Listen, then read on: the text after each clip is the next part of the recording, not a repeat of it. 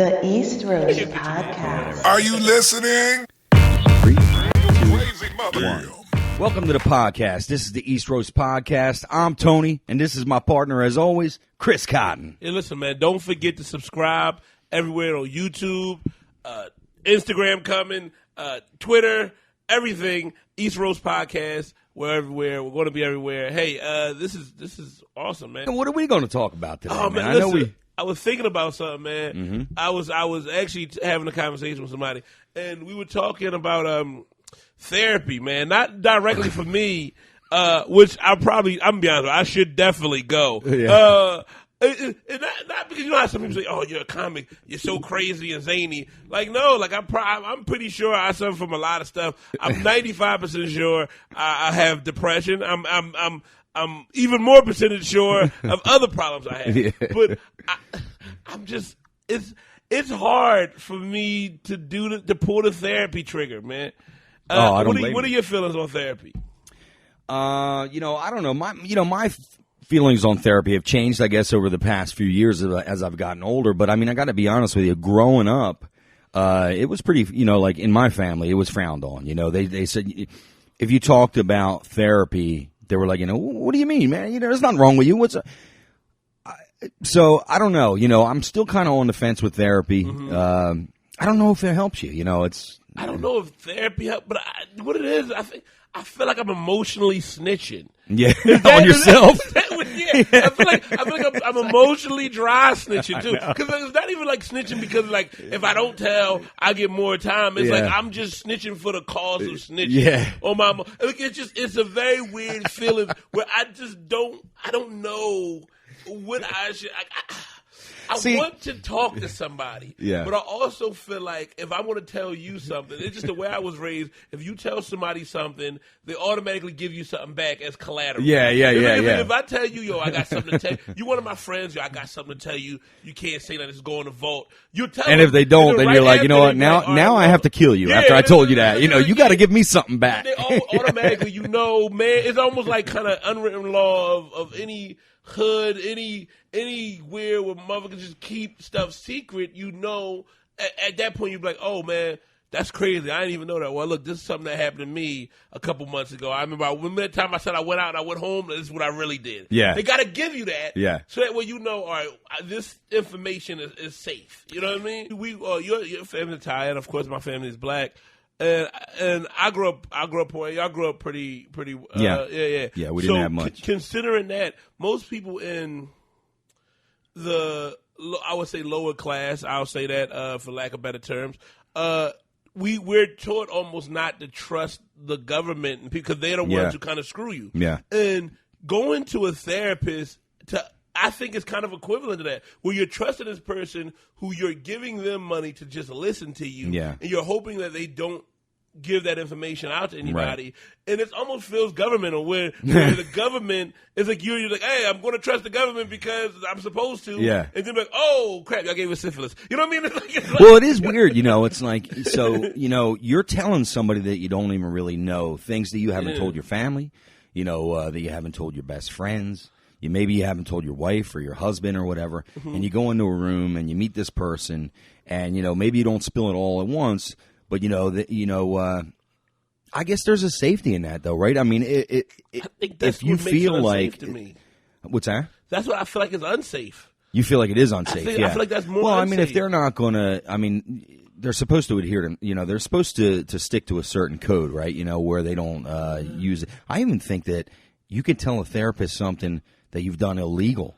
Oh yeah, long as you're not directly about to go hurt somebody, right? Or and they don't yourself, have to tell anybody. They can't reveal it. To anybody. But if you tell them like I'm going to go home and kill my, that's going to change. Or if you're going to go out and kill somebody, I would assume murder and stuff like that would change. Would not be it. But that's. But what's funny with some people, I guess, is maybe just how I am, of just how I view friendship and stuff like that. Also, I hold friendship in a high regard. And I believe, I also just don't casually just. I might be strong acquaintances with somebody, but it takes you a long time to become like a friend. Yeah. Because for me, it's information exchange. It's a lot of things to hit that status. And you and I are a lot alike in this way. I know this about you. I mean, you don't like to lay a lot of heavy shit on your friends either, and neither do I. So that means that you I probably keep more inside than a lot of people I know. But part of it is I want to I like people to enjoy being with me. I don't like to lay a lot of heavy shit on them. And I know you're that way too. I think that kind of person, like you and I, we might be the kind of people that, let's say we did go to therapy. I mean, maybe we would say, well, shit, man. I mean, this is like the best thing that ever happened to me. It's like, what's crazy? I as I've gotten older, I'm not one to casually say to my friends, I'm feeling this way, boom, boom, boom. But as I gotten older, my friends are we all grew up together. Like middle school, we've been all friends. Middle school, I got one friend since elementary school. We actually hit a point where they screamed at me. A couple of my friends actually sat down and was like, Chris, you gotta open up and you gotta start. We gotta do this together. You know what I mean? End of the day, it comes down to this. Like, look, we got to a certain extent. Like, we done seen friends come and go, and we sat down and it was like, look, you got to start sharing what's going on. Not so they can get information, but it was like one of us, I mean, we were talking, and, I am kind of, I like to spectate life a little bit and talk very deeply every now and then. And I was telling my friend, look, we all have PTSD. We all honestly do 100% have PTSD from the stuff we've seen and been through growing up. We you know what I mean? Considering that, the way to better that is to talk about it. And it's funny because I can say we all have PTSD. Then be like, Chris, how you feel? I'm good. And you don't want to. I know what the diagnosis is. I mean, one of the things with me, I was really closed, with my feelings and stuff when I was younger, growing up especially.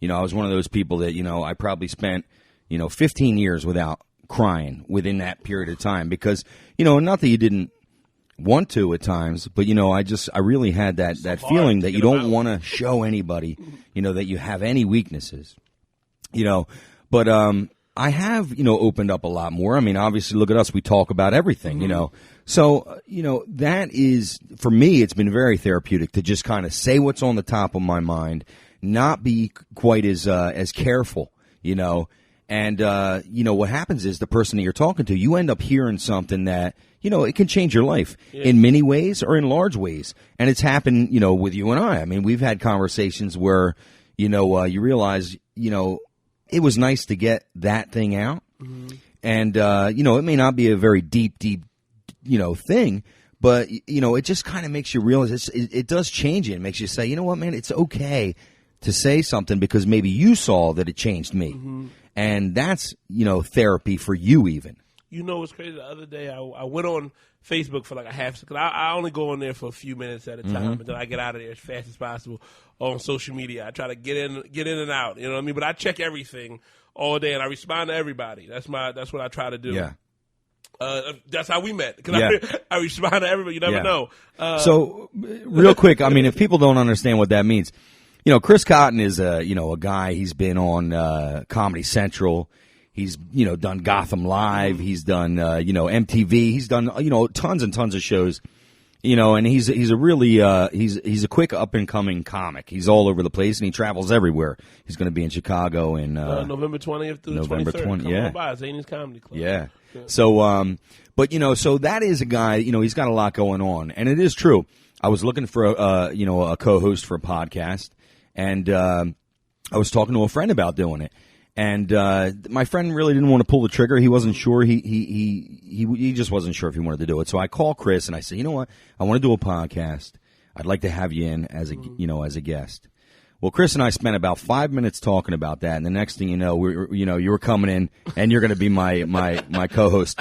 I mean, it was one of the pretty great thing, But so that's the backstory of why how this happened. And But with that, I was on Facebook, and my homie just put up a post, and because he lives in Delaware now, but he's an EMT, but he only started EMT, and this is crazy. They told me this, and it'll all make sense in a second.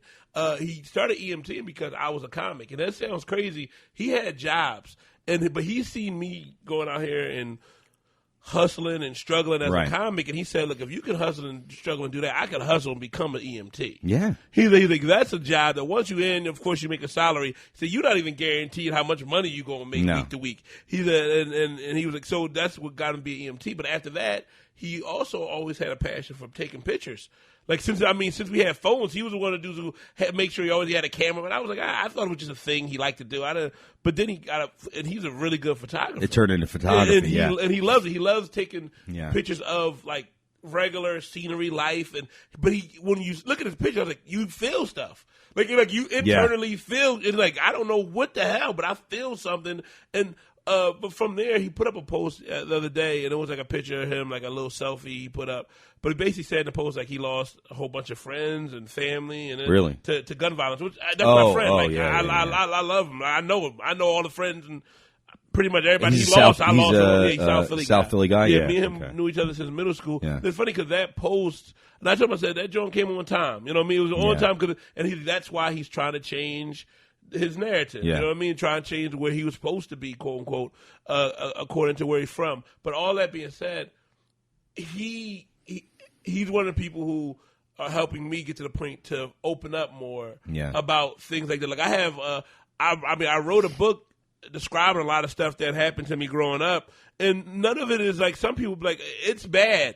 In my mind, it wasn't that awful because I lived it. You know what I mean? But at the same time, when we talked about it later, it was like, yo, we grew up awful. Yeah. But we also grew up great at the same time. Like, because the one good thing I had was I had my father and I had family members who we really harped on love and, you know what I mean, stuff. But then it was hard because we had nothing other than that. You know what I mean? And then our friends had, and we didn't realize, like, I'm so, like, hey, if I got a nickel, and I'm with my friends, and there's 5 of us, we all got 1 cent. You know what I mean? Like that's how I see life still to this day. So it's crazy, like how with mental health and me getting older, I am starting to open up not only about talking about mental health, about trying to talk to people. Yeah.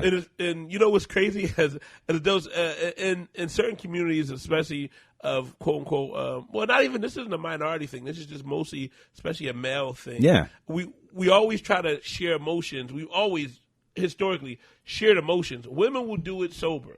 Yeah. Men try to do it not sober. Yeah. That's our thing. We always, but that's also the drawback too. You got to learn how to do it without adding liquor or. Well, it's like, you have to be, men have to be drunk to tell you, anything, and they usually regret it, afterwards. But if they're sober and you want to get into a talk with them, they're like, I don't know, man, I don't want to talk about this stuff. Do some shots so, first. I mean, that's, we talked about where,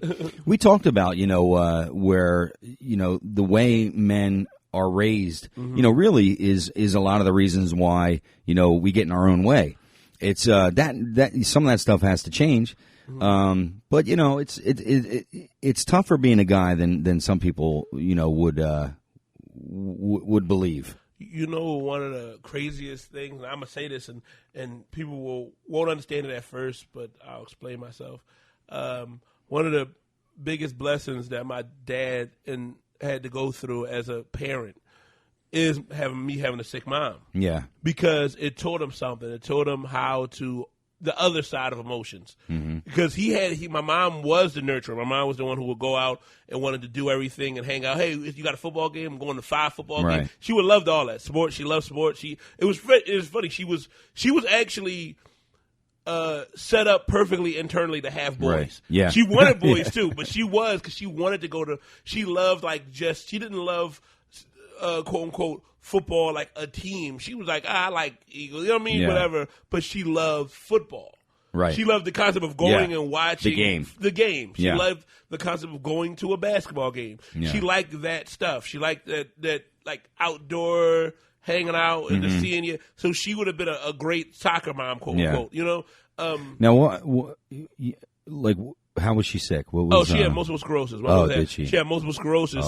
She started, and she had one she was diagnosed in the 80s, and hers was progressive. You know what I mean? Multiple sclerosis has different ways of progressing in some people. Some people internally it affects them more. Some people externally. Some people it moves very slow, right? And some people move fast. For my mother to get diagnosed in the 80s and just died in 2000 and and don't quote me on this, 12 or 13, one of those years. Wow. That says a lot to her, and she didn't take the experimental drugs. My dad had to make this is how much, and you know what's funny? A lot of this stuff, and it goes back to mental health. At one point, I remember my mom, her and my dad, they were like, they was it. That was it for them. She was like, trust you, trust me, all in right with that situation. I remember at one point my mom was getting sick, and this is the story my dad told. He was like, yeah, your mom. So she says to me, and she confirmed it. She was saying, yeah, that's what I did. She was sitting there, she was getting sick, and they came to her and was like, okay, we had these experimental drugs. You can either get in the drug test or whatever, because they didn't know what to do with multiple sclerosis at the time, and they still barely know what to do now.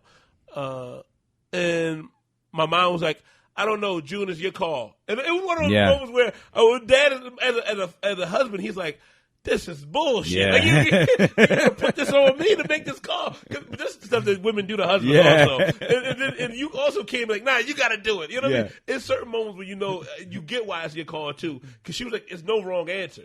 She was like, but it's technically your answer. Yeah. And I get it, because as two married, you understand that once you get married to somebody, when you're locked in with them, it's a different thing, because as much as it's 100% their body, but it's 100% your body also at the same time. Each person is like, you can't uninterlock the two. Yeah. It's a thing. It's very symbiotic in a creepy way. You know what I mean? It's very weird. You know what I mean? How you end up in the life. And for my parents to do that, and my dad was like, he pulled trigger and said, no, we ain't going to go with the experimental stuff. You know what I mean? My dad's also a pastor and a preacher and all that. So it was a lot of prayer involved. He said that. He's like, he didn't do it, but she went till 2012-ish. Wow. So that's saying a lot. It was, but that was a call, because there's also people who went through the trials and they went fast. You know what I mean? It progressed super fast. There's a few people who it helped. You know what I mean? Yeah. And for him, not doing it was the one that helped. You know what's funny is so we we dealt with things in our family that actually had to do with mental health, and they took our family members early. So, it's a different disease. It's a different thing, that you're talking about. But, it just takes from a lot of the life that you could have had with someone. And that's really the point that you're making, is that, your mom could have done all these things. She loved to do them. But, it was, this was slowly taking her away, not mentally, but physically. And so I had my grandmother. She had what started out to be, just phobias of, germs, right? A germ phobia. So my grandfather, he died really young. He was 52 years old. So my dad was only 16. I never got to meet my grandfather, obviously. So, but that was his wife.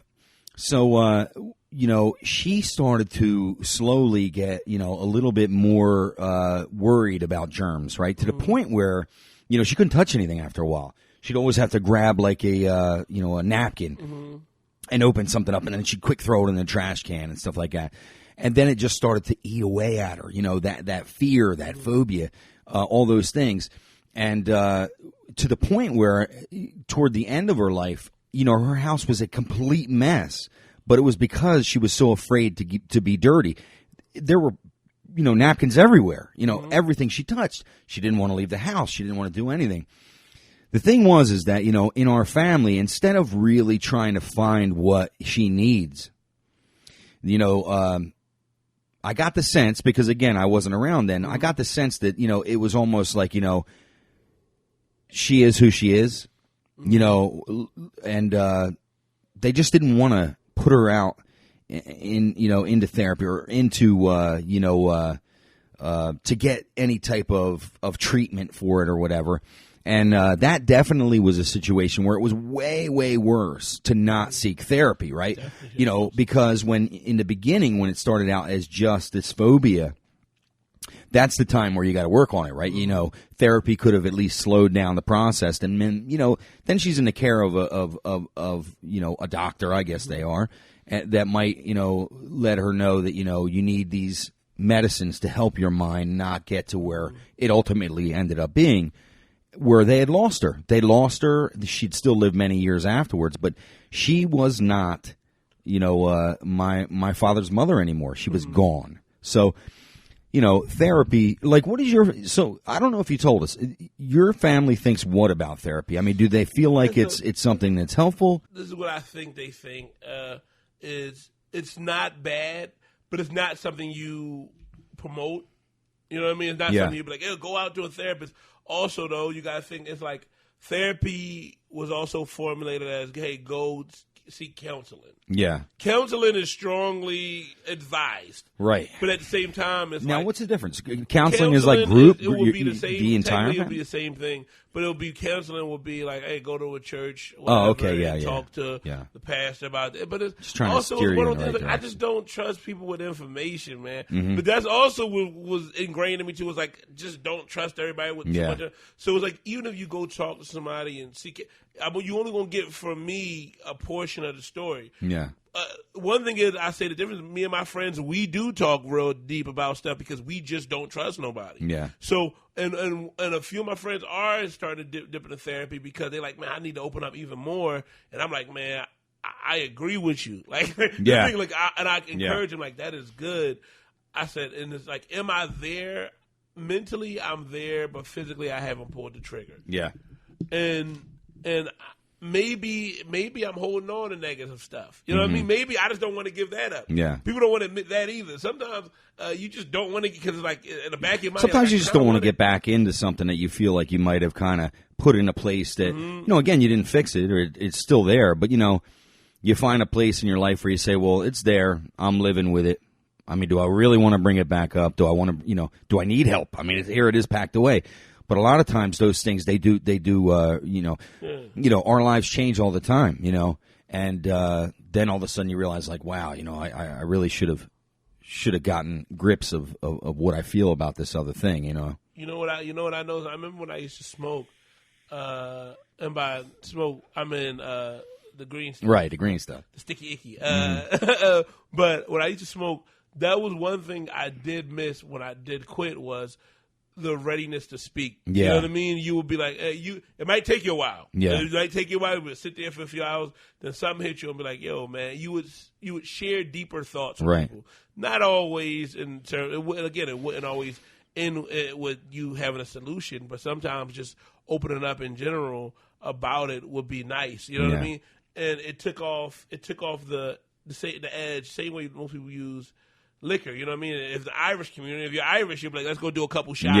Then we'll talk about it. Yeah. You know what I mean? If you're most of the time an island person, you know what I mean? African, whatever. Yeah. Let's go smoke. Let's go smoke before we talk. We'll share some thoughts. And again, I don't think that's a negative either. No, I mean, if that's what it takes. Control, I mean, listen, I mean? The negative is when, especially two men, we're talking about, two women talking to each other, two men talking to each other, whatever. If you don't do that ever, if you never have an opportunity to do that, then that means that you've kept a big part of yourself, for yourself to tend to, I noticed, so here's an example of something similar to that. So when my wife and I first got together, we were very different people, so there were times that, you felt like, he's not going to understand me, I'm not going to understand her, so we just didn't share certain things, about it.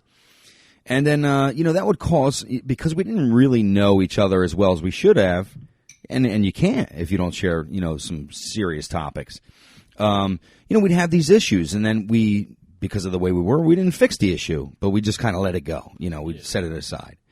And then the next issue would come up. And then, we didn't fix that issue. We just kind of get over it. But it stacked on top of that next issue, right? So now you go years of keeping these things in your baggage. You just put a little more.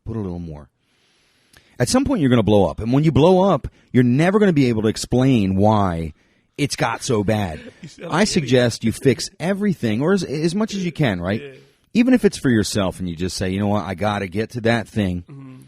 I got to get that out of the way, because the next thing's coming, and I don't need that weight of that on top of what I already have bothering me. So, once Stacy and I started talking, we started to get to know each other a lot better. I mean, a lot of the problems, and that was the main thing. We said, look, we got to go right from the way back.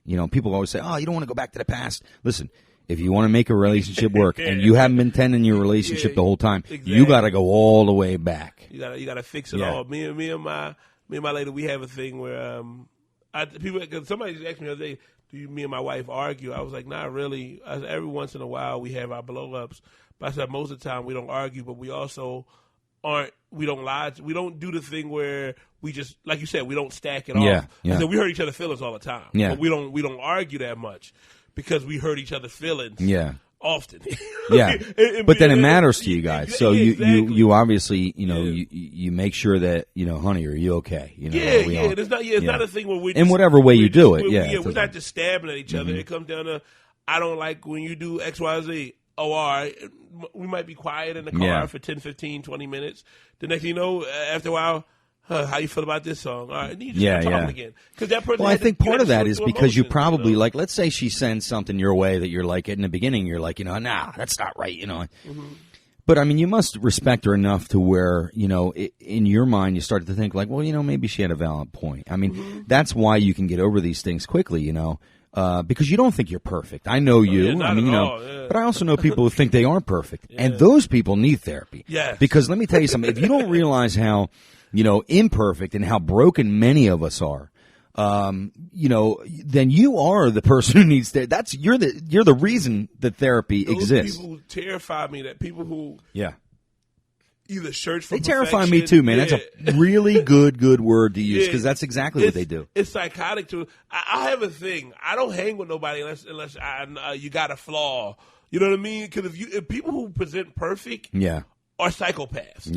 Like, this is a theory I have that I'm 90% sure is pretty true. Right. But they are borderline psychopaths because you shouldn't be so leery of people seeing a flaw from you. Flaws are what makes the world great. You know what I mean? It's literally the only thing. Like, if things were flawless, the world would be very boring and bland. Everything would be quote unquote perfect.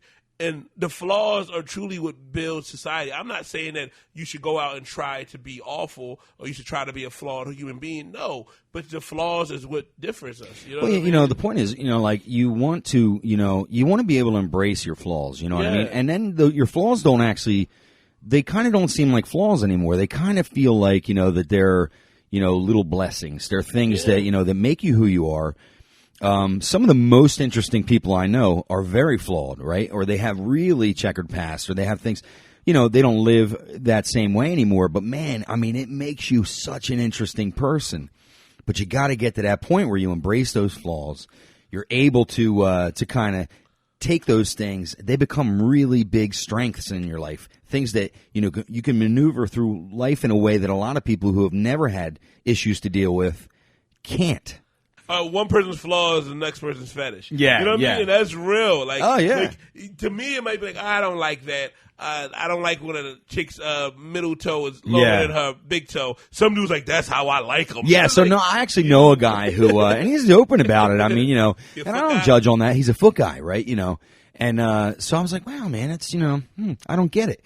But the weird thing is that, you realize once you've heard somebody say that, there's millions and millions of foot guys. I mean, so he's not alone, for some reason, so like, I'll tell you an odd part of the body that I always like on a woman is I like this area here, right on the shoulder. Great, the neck to the shoulder, Oh, no, that's nice. Yeah, it's a great looking, it's a great spot there. And, usually when it's, when somebody, a girl that has a great neck to shoulder, and I know this probably might sound odd to some guys, but it's a very, very sexy spot in the body for me. Okay, so it's not even really a sexual spot, right? In the way that feet aren't really, unless I don't know, maybe it is.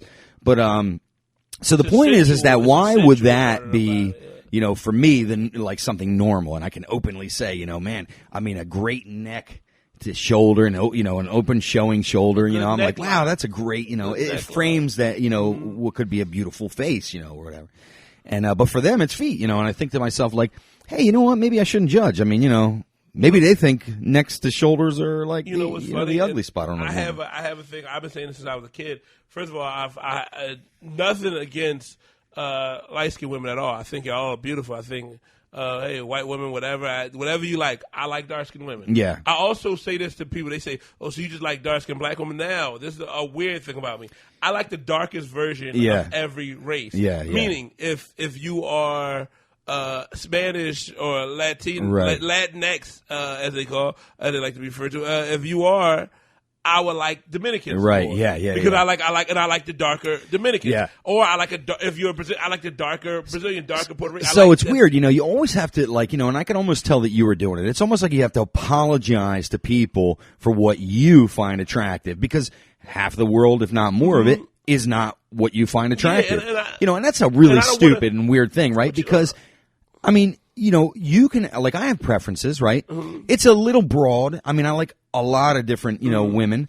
But, I see the beauty in all women. But still, that does not mean that I don't have preferences, So you see beautiful women that are very light-skinned. It doesn't mean you'll run away from them. But, it doesn't, there's things, like some guys like long, beautiful hair. Some guys like a girl who is a little funky, she likes to shave the sides, Guys like, everybody likes, a lot of different things. But the funny thing is that it's, it's almost because of its color. You think to yourself like, I don't want everybody to think I'm just not like, I'm gonna say this. In this you have your preference. It's that simple. The reason why, as and this is true, keeping it 100 with you, as a black man, you kind of have to say, I don't like to do the division of light skin and dark skin women, but I do. Myself, I think they are, and I'm not saying it on like fictitious. I think they're all beautiful. Yeah, I just do like. I tend to lean towards dark skinned women. I love dark skinned women. I've been that way since I was a kid. As a dark skinned dude, too, you very rarely hear that. Most dark skinned guys like light skinned women. It's just how it is. I've also, when I was younger, light skinned women treated me like crap because I wasn't in it for a while. Now dark skinned been in for a long time. We hot again. But we've been hot since I was about middle school. But also with that being said, it's not just also just the skin complexion with me. I'm a big fan of, now this is just for women in general, and I'm not going to correct this at all. I like more natural women, meaning I don't like the extra. If you get the like braids or whatever, you add some hair on the end of that, that's one thing. But I'm not a big fan like attraction. Well, I want to tell you something that I see and it's rare. I'm surprised how rare it is. But every once in a while, you'll see a black girl that will wear her hair out, and it's not treated, it's not straightened, it's not anything, right? It's fucking gorgeous. Yeah, it's spectacular. It's gorgeous. I don't care if the and you know what? I don't understand why. Tight, man. I mean, I've seen some, and it's rare because a lot of times they don't embrace that natural part of themselves. Well, it's hard, man, because especially growing up with that stuff. And this goes back to mental health. You're taught to get a job. Like, do you realize? And I don't know if you noticed in California, they just had to pass a law for black women's hair, so they can't anymore. It's called the Crown. It's called the Crown Law. Literally, it's a law they had to pass because employers weren't allowing black women to wear their hair in its natural state. They would tell them, and this is my wife. This was a. Now, see, I mean, to me, that's crazy because, like I said, from when I see a woman wear her hair natural, honest to God, I mean, she stands out in a way where I'm like, it's gorgeous because it's so rarely seen. Wouldn't you agree with that? I mean, so many women don't wear their hair. I agree with you 100%. And that's I tell my wife and my family, we encourage that to all the women. Wear your hair how you were born is beautiful. If you want to enhance it every now and then in your own personal feelings, that's cool. And by enhancing, I'm not saying that you look better because you're putting stuff on you. I'm saying if that makes you feel like you look better, then that's cool. But that's where I really agree with you, though. I think that I really like natural too. You know what I mean? One of the things too, which is kind of it's still on topic, but a little off topic, is I don't like fake bodies either. You know what I mean? Listen, fake breasts are listen, they're great. I mean, they're beautiful, right? But I mean, I maybe it's because I come from a time where you didn't see a lot of fake breasts. Natural breasts and with just a natural form, where they they just don't pop out and want to poke you, poke you in the eye. I mean, those to me are what seems real. It's like you want to be with that. It's a thing where again, it's a lot of women, they deal with their own body issues, but and I would say it's crazy, man. But I would say back to all this stuff with the hair and everything else and mental. This is crazy, like the effect that has. Me and my wife, I had to literally. I remember when she was looking for a job as a nurse, she was scared because she was like, I got to do this to my hair. I was like, babe, just walk in there with your hair the way it is. No, you're not allowed to, and because you're taught your whole life, and there was a time frame, very short time ago, where literally a black woman didn't have their hair straightened, the job would say it's not done. But the thing is, it's like because and this is how bad it is. I must not have been around a lot of that, to be honest with you, because to me it feels new. I'm hearing it for the first time. You never really had to hear about it because it was. But again, it would be kind of put in a place where people wouldn't. It's not like they're going to announce that you can't. Exactly. So it's more of a subtle. Oh no, it was announced to them when it would be brought into the right, office. But you would know, right? Yeah, you would know, but the rest of see the aftermath of it from family members and things like that. But on another thing, it just comes down to like, okay, let's say when they would say stuff like you can wear your hair in a natural state, natural state was to them, oh well, I'm from Europe in this way, or I'm from this place. Natural state, from what I gather, is in a ponytail straight here. Straighten it out. And it would be, so then when a black woman walk in, they'd be like, well, you're not wearing your hair in a natural state. Be, well, this is my natural state. They didn't, that term was not endorsed for everybody's natural. Right. It was for what they encountered or that business owner's natural state. You know what I mean? Yeah. And that's where they had to deal with for years. So it really messes them up internally for a while. You know what I mean? Where they don't believe that their hair is beautiful. And so myself, I would tell women, look, your natural hair, you don't need all that lipstick, you don't need all that stuff. If you want to do it because it makes you feel better, that's one thing. But honestly, you are great because you woke up. You know what I mean? This morning. That's one of the things where, it's, again, we started this out with therapy, and therapy is, what's bothering you, what you were told that didn't, make you feel good about yourself, that didn't, and that is, although, I didn't know about that, so it was a little bit of a surprise to me, but, I could see it happening because a lot of things happened around me that I didn't, I didn't live that way, so, I guess I wasn't part of the conversation, What's crazy is, I appreciate the fact that you didn't know. But this is the thing that's crazy when you say stuff like that to people. But what could then push back against it? Like, well, it didn't happen. Right? You just didn't know. Oh no! Listen, I could tell you things that we're gonna get into that might surprise you. I want to get into because I guess I don't live a certain way, so I'm not the guy that you'll sit around a table and feel safe saying things that are maybe dangerous to say. You know what I mean? Yeah. Because I don't know. I don't know, man. I don't know what it is that makes me who I am, but, there were a lot of things that I just didn't, feel that other people felt. It was pretty evident that I wasn't like that.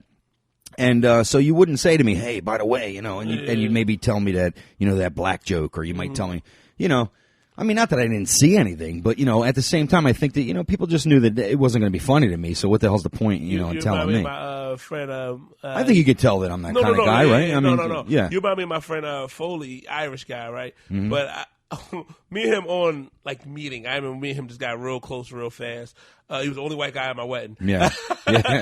But he was one of my groomsmen. But still, I was just talking to him last night, one of my close friends. And we were talking one day, and I was like, yeah, so you're Irish. I was like, so do you have any racist people in your family? He said, do we have racist people? Yeah. He said, that's the other part of the family. He said, you'll probably never meet them because we don't talk to them. To be honest with you, I don't have a lot of racist friends. To be honest, I can't even think of one, to be honest with you. I've known plenty of racist people, but, honest to God, I can't even really, and I know that probably sounds like bull, but it's not. It sounds accurate. But it's where I put myself in life, and it's also, I think, the way I conduct my life. Listen, I've been around racism, even toward me. You know what I mean? I could tell you stories where you'd be shocked at what happened to me because I happened to be at the wrong bar or whatever. And but I'm the kind of guy, I guess, that would show up at that bar not realizing that could happen to me. But so that kind of stuff is everywhere, right? But I kind of like being the kind of guy that, tell that amongst yourselves. You know what I mean? I'm just not, I don't know. Listen, to tell you the truth, I don't care about shit the way people do. That kind of stuff, to me, when somebody gets all into their feelings about race and stuff like that, I don't give a shit. I feel like, shut the fuck up. I don't want to talk, to somebody who, is, who so much hates somebody that they say, subtly they hate them, they don't let them know. They say, even as simple as, that hairstyle right there, I don't like that hairstyle. Straighten up that hairstyle if you want to work here. Yeah. That is not, I want your hair to look good. That's an underlined racism, or if you don't want to call it racism, whatever you want to call it, it's a bias that, is very clear. I mean, it's obvious to tell what that is. Again, this goes back, like you said, it goes back to mental health, and it goes back to honestly, one of the things that helps the most is communication about it. Just and like this. With anything else, would go into a therapist.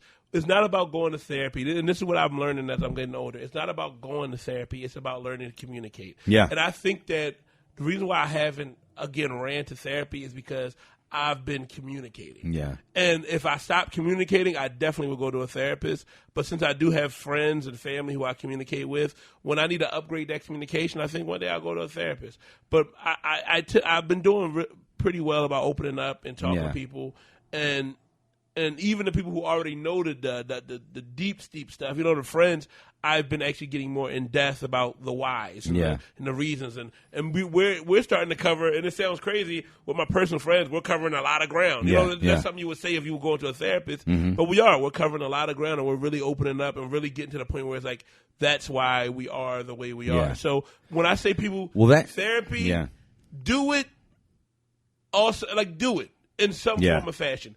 Go talk to a friend, communication, talk to somebody. Don't get to the point where you hit a point where you need to talk to somebody. If you can, talk to them when you feel like you just want to talk to somebody. Yeah. Call a friend. And another thing is, don't sit there and be like, I don't want to be a bother. There are people in your phone right now, phone numbers that are waiting for somebody to call them. Yeah, yeah. And they have time. Call them. So, your therapy that you're talking about is not just seeking out, a therapist. It's sometimes even, that right friend, somebody that you can trust. And I want to tell you, I mean, we're running a little late on time, I think, but I want to tell you one quick story. I mean, this is, again, you know me, man. I can jump all over with topics, but I try to stay, in it. So I had a friend that I went to school with, and he was clearly, from a young age, he was clearly gay. Mm-hmm. Never would say he was gay. Obviously, it didn't matter to me because he was my friend, and we had a whole group of friends, and I think, that they started to realize over time that, they think he, that he probably was. So what happened was he had a friend, and, the friend came around, became a guy that, we'd see, around when when we'd go out and stuff like that, hey, this is my friend. We kind of got an idea that it was a little bit more than a friend, but again, no judgment there. I mean, we just didn't for 45 years. Yeah, maybe I come from a weird place, but I mean, we just didn't really care. We liked this guy. I'm not even going to say his name, but so all these years went by. He never told anyone, and I remember thinking to myself, like, that's got to suck. It's got to really suck. That this guy. And you always think to yourself, maybe I'm wrong, but I just, you just knew it. So anyway, he moved to D.C. When he moved to D.C., he kind of came out. Mm-hmm. But he didn't come out to any of our, to our friends or anything. So when he came back home, he would never, say anything. But you could just tell when he came back he was tortured. Mm-hmm. And I think it was because he got to live, a life where he was himself in D.C., and then he'd come here, and he just felt really tortured. Mm-hmm. Well, this guy,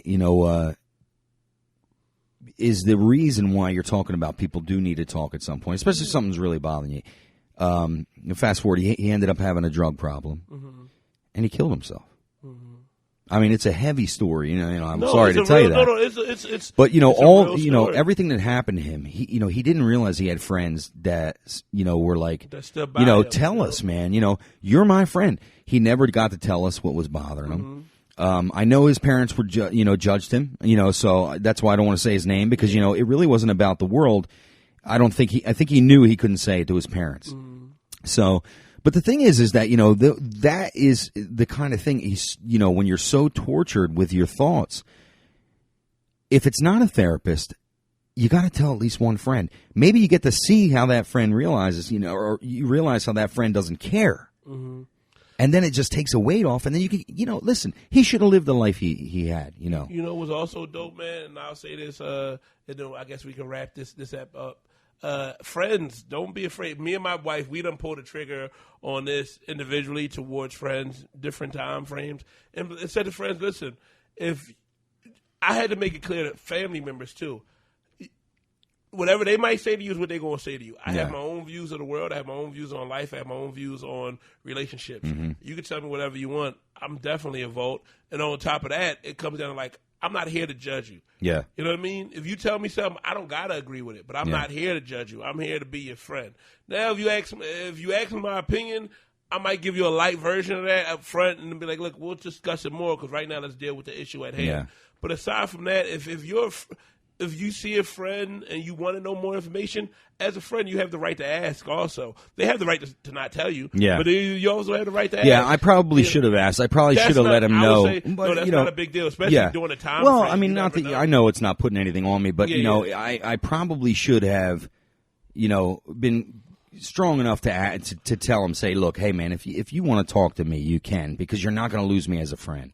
Mm-hmm. But we got to get rolling. But listen, the whole thing that we're talking about is whether you're feeling bad about your looks, or because somebody told you your hair needs to look different, or you're feeling bad about yourself because you just aren't living the what people call the norm. Mm-hmm. I think this is really an important thing that we had talked about. I mean, I'm glad you brought it up.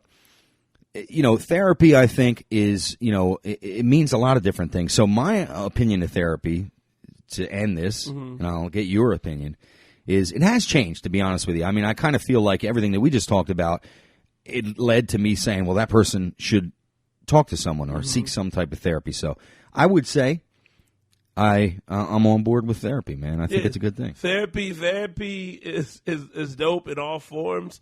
Again, for every level you at, there's if baby steps. You know what I mean? If getting into it is just talking with a cousin, a coworker, somebody random, and then eventually, because at the end of the day, what therapists want you to do when it's all said and done is learn how to communicate healthy with people every day. Yeah. So if you can, save it. And I'm frugal, so I'm all about saving a little bit of money. If you can save a little money by saying, I'm not going to go talk to this person, I'm just going to learn how to talk to people every day. But the thing is, if you take that step, you got to do it, because it's not just you saving some bucks this time, it's you also saving your own life. Yeah. So make sure that you remember that this is not a thing where you're just trying to be cool and present yourself to look.